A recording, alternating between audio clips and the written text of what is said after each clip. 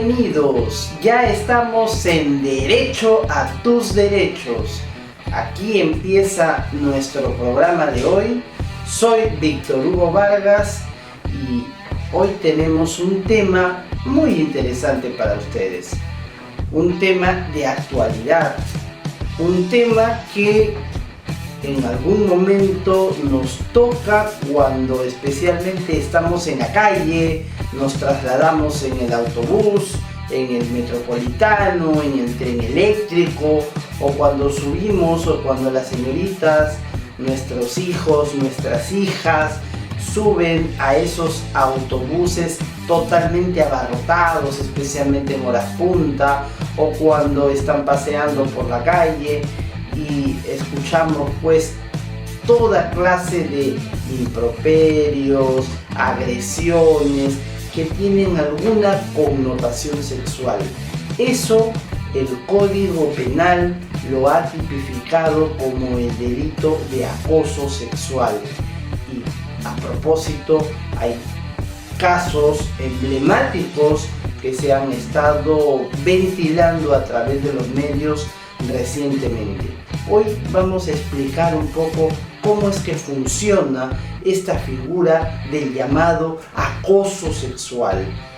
Pero antes quiero recordarles que es muy importante para nosotros, para Derecho a tus Derechos, que nos escriban a nuestro correo electrónico derechoa.tusderechos19@gmail.com.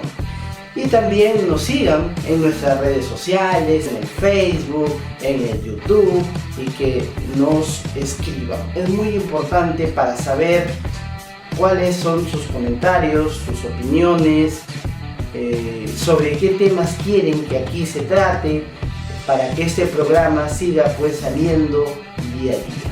Quiero también aprovechar y saludar a mis amigos del interior del país que nos están escribiendo ya de Chiclayo, del distrito de José Leonardo Ortiz, de La Victoria, de Ferreñafe, de Monsefú, donde se come y se bebe riquísimas dulzuras y manjares que solamente allá se preparan. Bueno, saludar también a nuestros amigos de Cajamarca, a nuestros amigos de Arequipa, Cusco y de todo el Perú que ya nos están siguiendo y que cada día nuestra audiencia vemos que está creciendo. Muchas gracias, escríbanos porque eso hace posible que este programa pueda salir cada semana. Asimismo, quiero agradecer también a nuestro equipo de trabajo, en la producción, Ana Rojas, y la dirección general del programa, Rick Palma, que está pues siempre en la coordinación, revisando las redes sociales, con todos los temas que nosotros vamos escogiendo y tratando cada semana para ustedes. Equipo de jóvenes que hacen el trabajo de hormiga, detrás de las cámaras, detrás de la iluminación, el sonido y todo pues que se necesita para esto. Una felicitación a todo mi equipo, porque sin ellos realmente no podríamos tener este programa.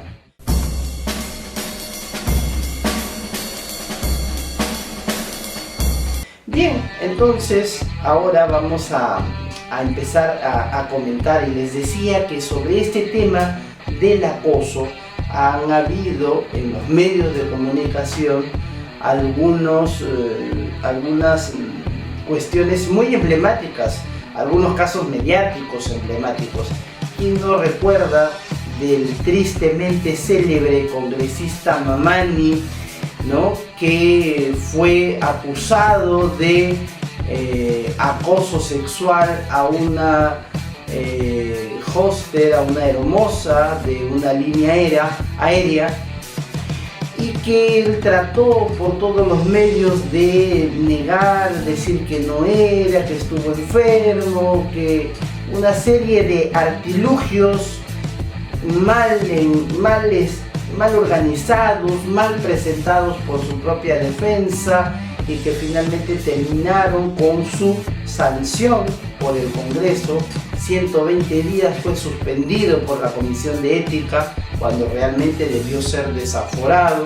Esperemos que el proceso que está en el Poder Judicial contra este individuo vaya en buenos términos y se logre pues una sentencia que lo saque del Congreso, porque este señor obviamente no merece ser llamado padre de la patria. Con ese tipo de conducta hacia las mujeres realmente nos deja muy mal parados en el contexto nacional e internacional. Es una vergüenza, ¿no? También hemos tenido otros casos, como de la congresista Marisa Glave, para hablar de políticos, quien también ha sido víctima de acoso. Lo denunció recientemente en los medios por un periodista, ¿no? Que parece que se le había pasado la cámara o se había pasado de vueltas y había roto esos límites de la intimidad o de la vida privada de las personas, porque más allá de que sea un personaje público, también pues los funcionarios, los políticos y toda persona tiene derecho a su intimidad, a su vida privada, a no ser acosado, asediado, y parece que algo de esto había con la congresista Marisa Glave, ¿no? También en el mundo del espectáculo también hemos tenido algunos casos que se denunciaron. Recuerdo, y ustedes seguramente también lo recuerdan, a nuestra actriz, ¿no? A nuestra actriz Claudia Soler, quien protagonizó esa película de La Teta Asustada, que ganó algunos premios internacionales, dirigida por Claudia Llosa, quien fue víctima también de este tipo de delito cuando hacía uso del transporte público, del servicio de metropolitano, ¿no? De estos buses que se han convertido casi en latas de sardina para personas cuando la gente viaja y se traslada, especialmente en horas punta, y donde pues se ha comprobado que ahí ocurren muchísimos actos de esta naturaleza. Es más, la ministra de la Mujer, Gloria Montenegro, comentaba que aproximadamente se están cometiendo alrededor de 50 delitos por hora, 36.000 delitos al mes, y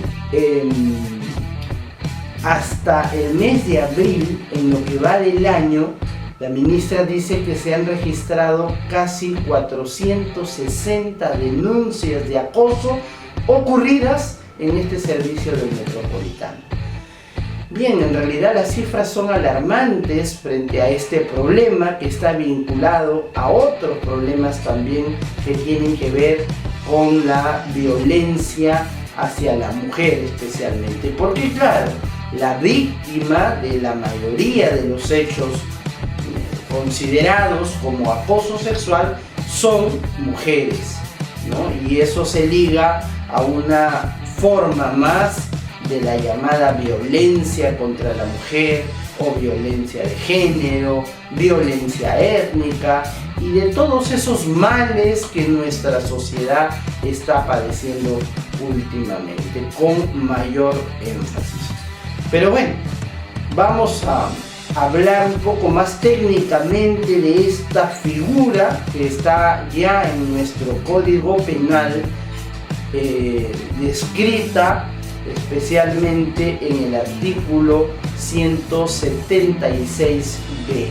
Y aquí tenemos que tomar en cuenta muy bien cómo se describe el delito, ¿no? Porque es un delito. Cómo el código describe el acoso para poder saber si estamos o no frente a un hecho de esta naturaleza. A partir del 12 de septiembre del 2018, mediante el decreto legislativo 1410. decreto que publicó el Poder Ejecutivo con facultades, incorporó esta figura en el artículo 176b. Antes ya lo teníamos, pero solamente como una tipificación de carácter administrativo, que no tenía mayor trascendencia penal como ahora lo tiene la ley 267492. ¿Cómo es que está descrita la figura del acoso sexual? Ya les he dicho en otros programas, y es bueno recalcarlo, que los delitos están descritos en el Código Penal y el hecho tiene que coincidir con esa descripción para que pueda ser valorado y acreditado y atribuido a un sujeto, para que a partir de eso se le pueda imponer una pena. Es muy importante, eso se llama la tipicidad, ¿no?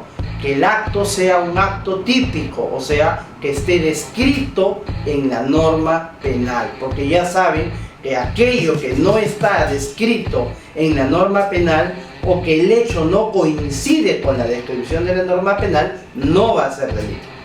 ¿Qué dice el artículo 176b del Código Penal? Tengamos en cuenta aquí los verbos que vamos a mencionar: asedia, vigila, hostiga. Son fundamentales para poder definir la conducta.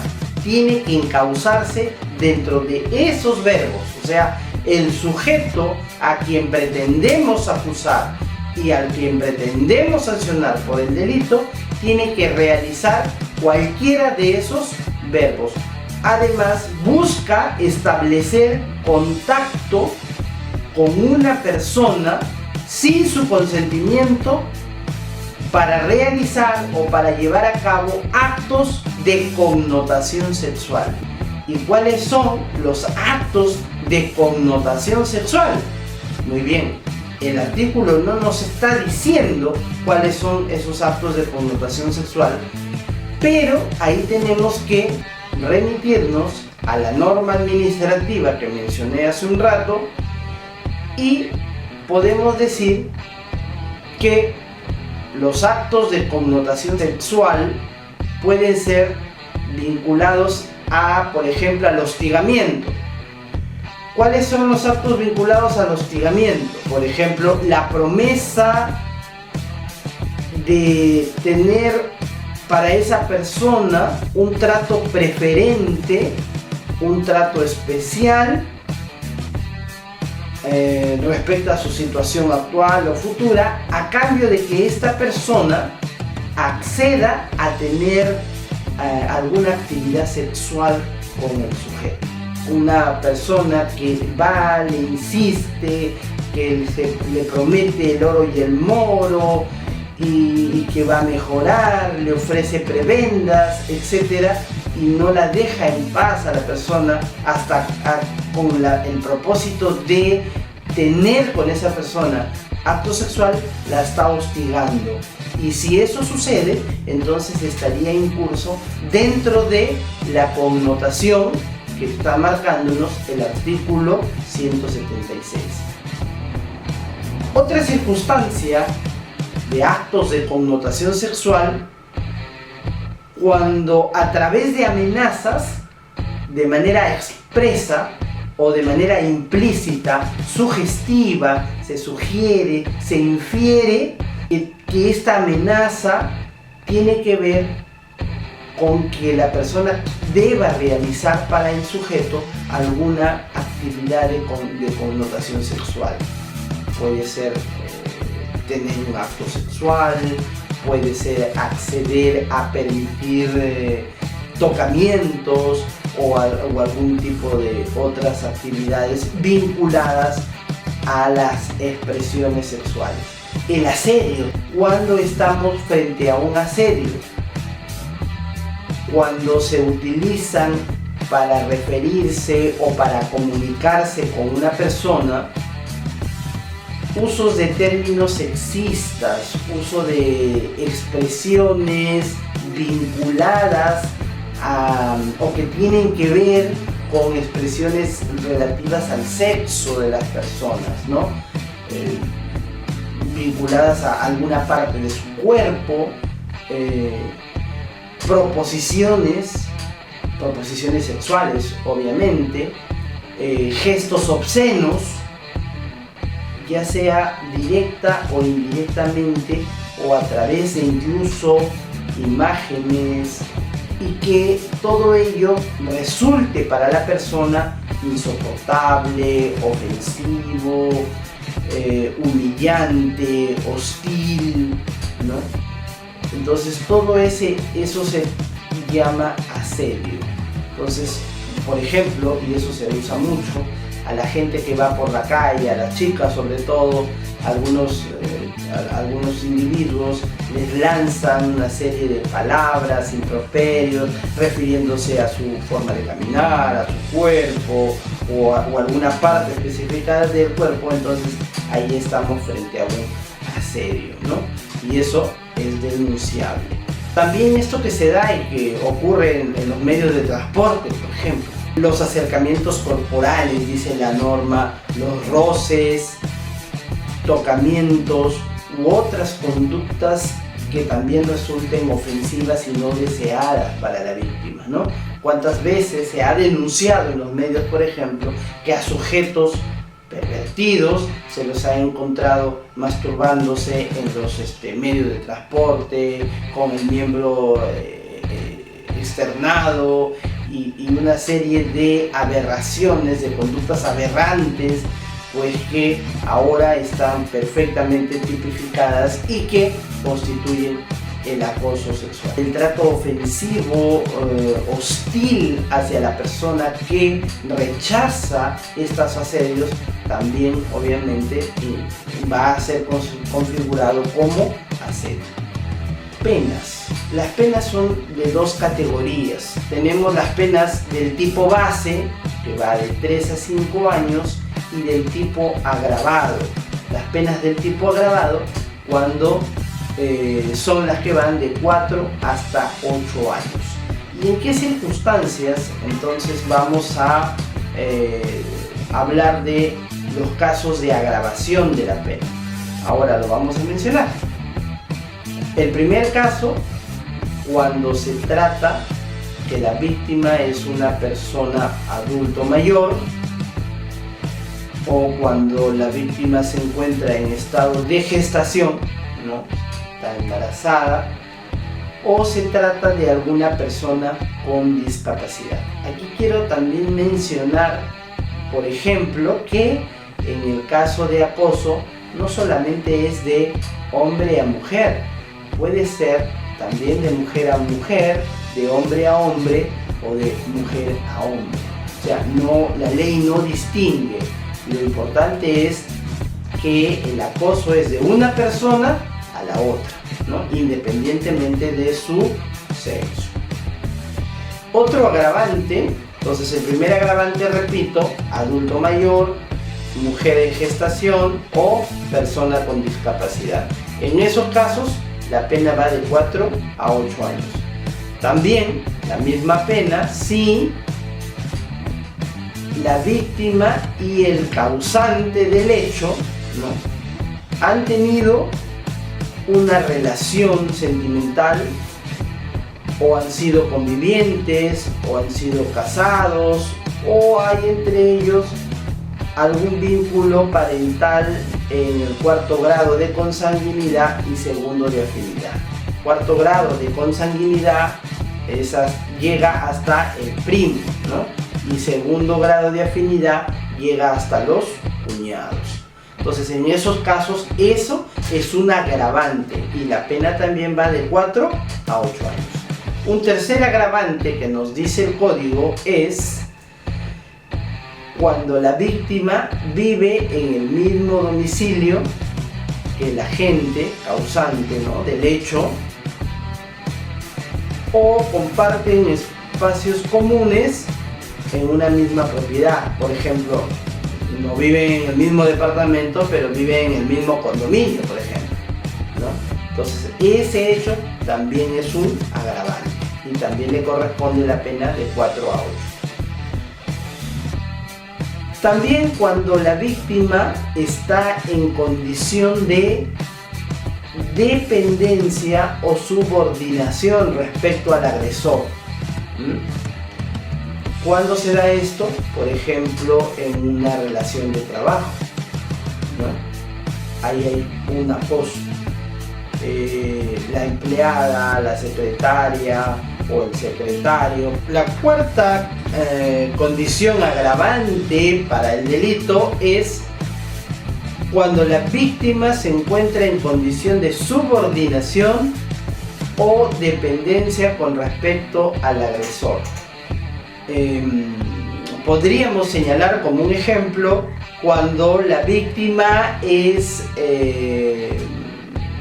tiene una relación de dependencia laboral, por ejemplo, cuando hay una dependencia por jerarquía militar, por ejemplo, por una jerarquía administrativa, ¿no? Es un jefe respecto a un servidor, un policía de rango superior frente a una subalterna, ¿no? Entonces ahí estamos hablando de un rango de subordinación o dependencia. Incluso entre parientes, ¿no? Los tíos respecto a los sobrinos, por ejemplo. Ahí hay una dependencia, ¿no? Una quinta condición que agrava esta figura para poder llegar a la pena de 4 a 8 años, cuando la conducta se lleva a cabo en el marco de una relación laboral, dice, ¿no? Aquí esto como que aclara a los casos anteriores, que esto sí precisa el ámbito laboral, a diferencia del caso anterior que lo dejaba un poco más abierto, ¿no? También cuando el hecho ocurre en un entorno educativo, ¿no? En un centro de educación, ya sea colegio, instituto, universitario, etc. No hay necesidad de hacer una mayor distinción en el ámbito laboral, en el ámbito educativo. También allí puede ocurrir esta figura de acoso y quien están obligados a denunciar, obviamente, las autoridades y la propia víctima, obviamente, ¿no? Los maestros, los profesores. A veces tenemos casos en donde los profesores conocen y no denuncian. Y ojo, que cuando eso ocurre, los profesores están incurriendo en un delito de omisión a la justicia, están obstruyendo la justicia y hay hasta posiblemente una complicidad por omisión. O sea, hay que tener mucho cuidado. Si como profesor, como profesional, como psicólogo, como terapeuta, conozco de un hecho de esta naturaleza, tengo la obligación de denunciar. Más aún si tanto el agresor o la víctima están, por ejemplo, bajo la subordinación, bajo la dependencia o la tutoría de estas personas. También un agravante para poder llegar a la pena de 4 a 8 es si la víctima tiene entre 14 y menos de 18 años. Obviamente es un menor de edad, aunque ahora ya no debemos decir menor de edad, es un adolescente, de acuerdo a ley, entre 14 y 18 es un adolescente, y el hecho que la víctima sea adolescente constituye una condición que agrava la pena. Es muy importante que estas circunstancias a la hora de presentar y de sostener la denuncia y la acusación sea debidamente acompañada de los elementos de convicción, o sea, los medios probatorios que se pueden utilizar para acreditar el hecho. ¿Y qué medios probatorios nos pueden servir? ¿No? Fotos, por ejemplo, testigos, videos. Ahora que cuando estos hechos ocurran en la vía pública, hay muchos lugares que ya tienen cámaras de videovigilancia, entonces se solicita ya sea a la municipalidad o se solicita a la empresa o a la residencial, al edificio, donde hay una cámara de videovigilancia que puede haber captado alguna escena, algún audio. Entonces se solicita y eso se ofrece como medio probatorio. También la impresión de mensajes de texto, chat, etc. ¿Por qué? Porque existe un párrafo específico en el artículo 176b del Código Penal que